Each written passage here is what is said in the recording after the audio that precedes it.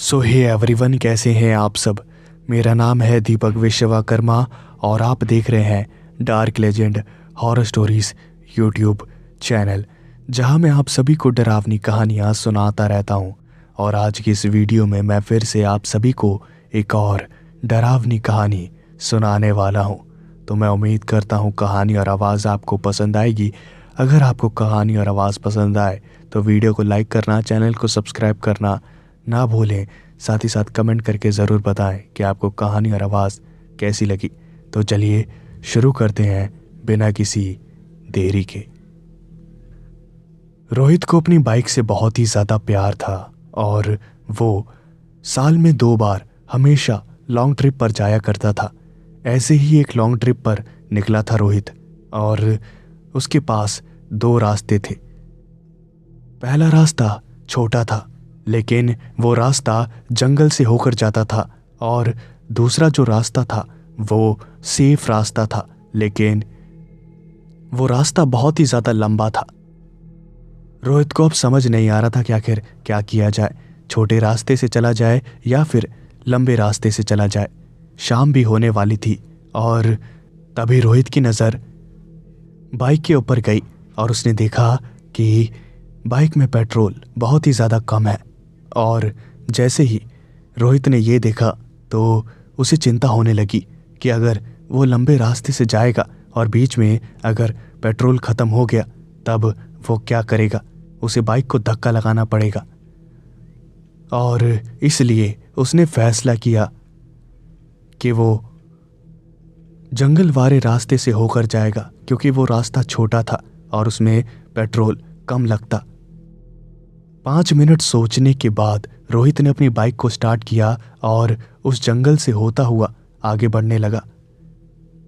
वो बाइक चला रहा था, तभी बाइक चलाते चलाते उसने देखा कि आगे का जो रास्ता था वो बहुत ही ज़्यादा खराब था, जिसकी वजह से उसे बाइक चलाने में बहुत ही ज़्यादा तकलीफ हो रही थी। धीरे धीरे रोहित की जो बाइक थी वो स्लो होने लगी और रोहित की नज़र जब गई तो उसने देखा कि उसकी बाइक में पेट्रोल ख़त्म हो गया था। और अचानक से रोहित की बाइक जो थी वो रुक गई और जैसे ही रोहित की बाइक रुकी तो रोहित की हालत ख़राब हो गई, क्योंकि वो बीचों बीच जंगल में खड़ा था और उसे समझ ही नहीं आ रहा था कि आखिर इतनी जल्दी पेट्रोल ख़त्म कैसे हो गया। वक्त बीत रहा था और अंधेरा बढ़ता जा रहा था, रात हो रही थी और रोहित ने अपनी बाइक को साइड में लगाया और वहीं पर बैठ गया। वो इंतज़ार करने लगा कि कोई आए और उसकी मदद करे, लेकिन धीरे धीरे वक्त बीतता गया और वहाँ पर कोई भी नहीं आया। जैसे जैसे अंधेरा बढ़ रहा था वैसे वैसे रोहित की जो घबराहट थी वो भी बहुत ही ज़्यादा बढ़ रही थी। और वही हुआ जिसका डर था। रात हो गई, वहाँ पर चारों तरफ अंधेरा हो गया और रोहित वहीं पर साइड में बैठा हुआ था। वो बार बार अपने फ़ोन को यूज़ करने की कोशिश कर रहा था, लेकिन फ़ोन में सिग्नल्स नहीं आ रहे थे और वो बहुत ही ज़्यादा परेशान हो रहा था। वक्त बीतता गया और चारों तरफ अंधेरा फैल गया। अंधेरे में ही रोहित अपनी बाइक के ऊपर बैठा हुआ था। उसे बहुत ही ज़्यादा डर लग रहा था और घबराहट भी हो रही थी। तभी अचानक से उसे वहाँ पर एक रोशनी दिखाई दी और वो रोशनी उससे ज़्यादा दूर नहीं थी। रोहित ने जैसे ही उस रोशनी को देखा तो वो अपनी बाइक को धक्का मारते हुए उस रोशनी की तरफ ले जाने लगा। थोड़ी देर चलने के बाद उसने जो देखा उसे देखकर उसे अपनी आंखों पर यकीन नहीं हुआ और उसने देखा कि वहाँ वो जो रोशनी थी वो एक होटल में से आ रही थी और वो होटल पेड़ों के पीछे छुपा हुआ था। उस होटल को देखकर रोहित को यकीन नहीं हुआ कि आखिर इस बीच जंगल में होटल भी हो सकता है, लेकिन उसे ये देखकर बहुत ही ज़्यादा खुशी हुई और उसे इस बात से कोई मतलब नहीं था कि आखिर इस घने वीरान जंगल में ये होटल क्या कर रहा है।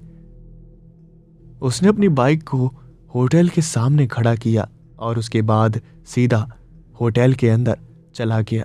वहां पर एक रिसेप्शनिस्ट था और रोहित ने उस रिसेप्शन वाले से कहा, जी सर, मुझे एक रूम चाहिए, क्या मुझे मिल सकता है?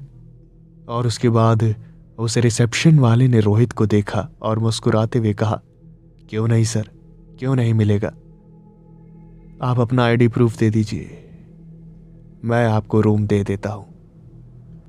रोहित उस रिसेप्शनिस्ट को देख रहा था और रोहित को वो रिसेप्शनिस्ट कुछ ठीक नहीं लग रहा था, लेकिन मजबूरी के कारण रोहित ने ज़्यादा ध्यान नहीं दिया और उसने अपना वॉलेट निकालकर उसमें से आईडी निकाली और उस रिसेप्शनिस्ट को पकड़ा दी।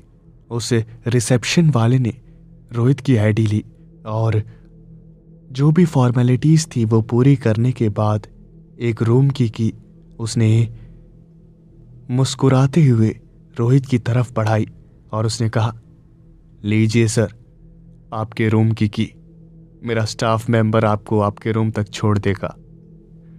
तभी एक स्टाफ का मेंबर वहां पर आया और उसने कहा, चलिए सर, मैं आपको आपके रूम तक छोड़ देता हूं। वो जो स्टाफ था वो बहुत ही ज़्यादा अजीब था। उनके चेहरे पर एक अजीब सी मुस्कुराहट थी और उस स्टाफ मेंबर ने रोहित को एक रूम के बाहर छोड़ दिया और उसने कहा, ये लो सर, आपका रूम ये रहा। रोहित ने उस स्टाफ मेंबर को देखा तो वही अजीब सी मुस्कुराहट उस स्टाफ मेंबर के चेहरे पर थी और जैसे तैसे रोहित ने इस बात को इग्नोर किया और रूम का दरवाज़ा खोलकर रूम के अंदर चला गया। रोहित जैसे ही रूम के अंदर गया उसने दरवाज़ा बंद कर लिया। रूम अच्छा था और रोहित ने कहा, रूम तो अच्छा है लेकिन यहाँ के स्टाफ वाले कितने अजीब हैं। खैर मुझे क्या, मुझे तो सुबह तक रुकना है, उसके बाद यहाँ से निकल जाऊंगा। रोहित वहीं पर लेट गया और उसके बाद उसे बहुत ही ज़्यादा भूख लगी हुई थी। रोहित ने खाना मंगवाया और उसके बाद थोड़ी देर बाद वहाँ उस रूम का जो दरवाज़ा था उसे किसी ने खटखटाया और रोहित को पता था कि कोई स्टाफ से ही होगा। बाहर से आवाज़ आई, सर आपने खाना मंगवाया था, मैं लेकर आ गया हूँ। और फिर रोहित ने दरवाज़ा खोला तो वही अजीब सा दिखने वाला होटल का स्टाफ मेंबर, जिसके चेहरे पर एक अजीब सी मुस्कुराहट थी। रोहित ने चेहरे पर ज़्यादा ध्यान नहीं दिया और उसके बाद उसने खाना लिया और सीधा दरवाज़ा बंद कर दिया। रोहित को बहुत ही ज़्यादा भूख लगी थी और वो खाना खाने लगा, लेकिन खाने का टेस्ट जो था वो थोड़ा अजीब था। लेकिन रोहित को इतनी ज़्यादा भूख लगी थी कि उसने टेस्ट की परवाह ना करते हुए पूरा खाना खा लिया और वहीं पर लेट गया। उसे नींद नहीं आ रही थी, उसे काफ़ी ज़्यादा टेंशन हो रही थी कि आखिर वो सुबह यहाँ से कैसे निकलेगा। ये रास्ता भी बहुत ही ज़्यादा सुनसान है, गाड़ियाँ भी बहुत ही कम निकलती हैं यहाँ से, तो आखिर कल सुबह क्या होगा यही सोचकर उसे टेंशन हो रही थी। उसे नींद भी नहीं आ रही थी। रोहित ने सोचा चलो वहाँ बाहर घूम लिया जाए। उसने दरवाज़ा खोला और बाहर घूमने लगा।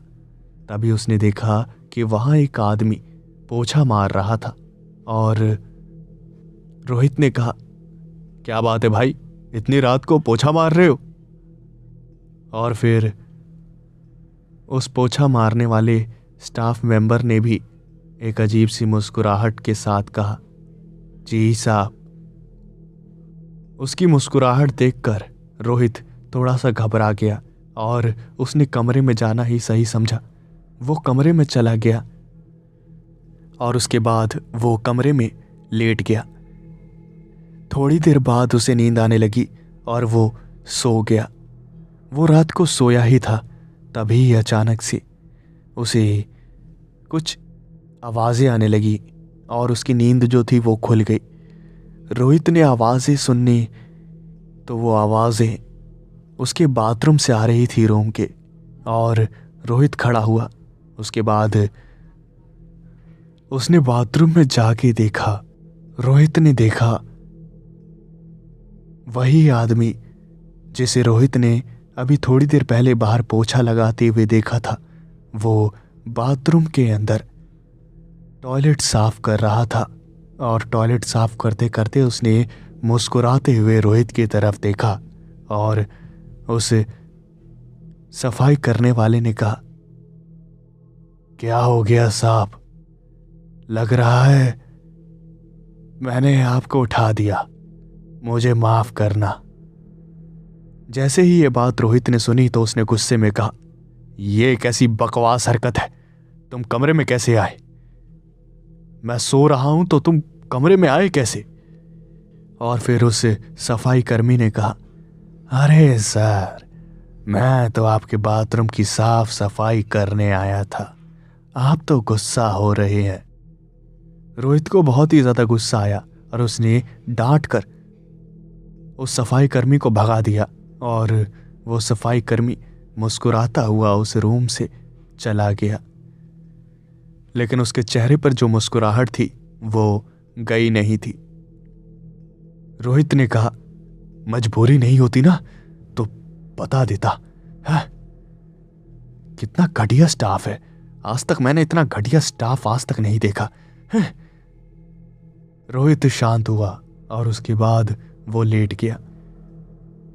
थोड़ी देर बाद वो सोया ही था, तभी अचानक से उसके रूम का दरवाजा कोई खटखटाने लगा और रोहित ने कहा, यार क्या है यार, थोड़ा सा सोने की कोशिश करता हूं, कुछ ना कुछ हो जाता है, अब पता नहीं क्या हो गया। जैसे ही रोहित ने रूम का दरवाजा खोला तो उसने जो देखा उसे देखकर उसे अपनी आंखों पर यकीन नहीं हुआ। वहां पर कोई भी नहीं था। रोहित ने चारों तरफ अच्छी तरह से देखा तो दूर दूर तक किसी का कोई नामो निशान नहीं था। रोहित को कुछ समझ नहीं आया और उसके बाद उसने दरवाजे को फिर से बंद किया और फिर से सो गया। लेकिन थोड़ी देर बाद फिर से दरवाज़ा किसी ने खटखटा दिया और रोहित को इस बार बहुत ही ज़्यादा गुस्सा आया और उसने चिल्लाते हुए कहा, कौन है ये? अगर अब की बार दरवाज़ा खटखटाया तो ठीक नहीं होगा। ये कहकर रोहित ने धड़ाम से दरवाजे को बंद किया और फिर से सोने लगा। लेकिन थोड़ी देर बाद फिर से वही हुआ, दरवाज़ा किसी ने बाहर से खटखटाया और इस बार रोहित का जो गुस्सा था वो 7वें आसमान पर था और रोहित तुरंत दरवाजे के पास गया। लेकिन उसने दरवाज़ा खोला नहीं, बल्कि उसने की होल से झांक कर देखा कि आखिर बाहर है कौन। और उसने जो देखा उसे देखकर उसे और भी ज़्यादा गुस्सा आया। उसने देखा कि उस होटल का जो रिसेप्शनिस्ट था वही रूम के बाहर खड़ा था और अजीब सी मुस्कुराहट के साथ दरवाजे को देख रहा था। रोहित ने कहा, अच्छा तो ये दरवाज़ा खटखटा रहा है, अभी बताता हूँ। गुस्से में रोहित ने जैसे ही दरवाज़ा खोला तो उसकी आंखें खौफ से चौड़ी हो गईं, क्योंकि उसने देखा कि वहां पर कोई भी खड़ा नहीं था। अचानक से वो होटल का रिसेप्शनिस्ट कहाँ गायब हो गया, यही सोच सोच कर रोहित का जो सर था वो दर्द होने लगा और वो वहीं पर बेहोश होकर गिर गया। सुबह सुबह उसे चिड़ियों की आवाज़ें सुनाई देने लगी और उसे अपने चेहरे पर काफ़ी धूप महसूस होने लगी। उसे कुछ समझ नहीं आ रहा था कि आखिर हो क्या रहा है। तभी जैसे ही वो उठा तो उसने देखा कि वो जंगल में ही पड़ा हुआ है। उसका दिमाग जो था वो घूम रहा था और उसे बहुत ही ज़्यादा सर दर्द हो रहा था।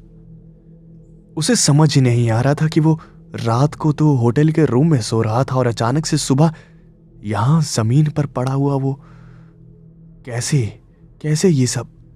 और फिर तभी अचानक से उसके पैर के नीचे कुछ कागज टाइप का आया और रोहित ने जैसे ही अपने पैर के नीचे देखा तो वो एक अखबार था।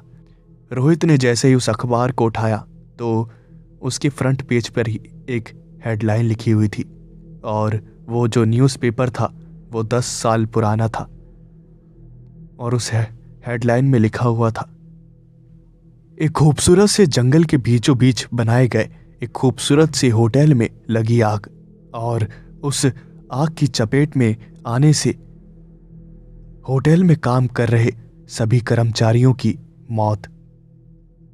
और नीचे फोटोज लगी हुई थी।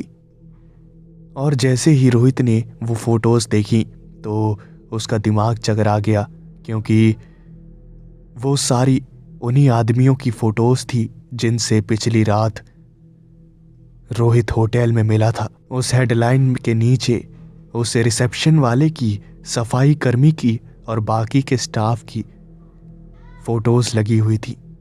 इसका मतलब जिस होटल में रोहित पिछली रात रुका था वो होटल कोई आम होटल नहीं, बल्कि एक भूतिया होटल था जिसमें सारे लोग मरे हुए थे। तभी अचानक से रोहित के कानों में एक आवाज आई, वापस जरूर आइएगा सर।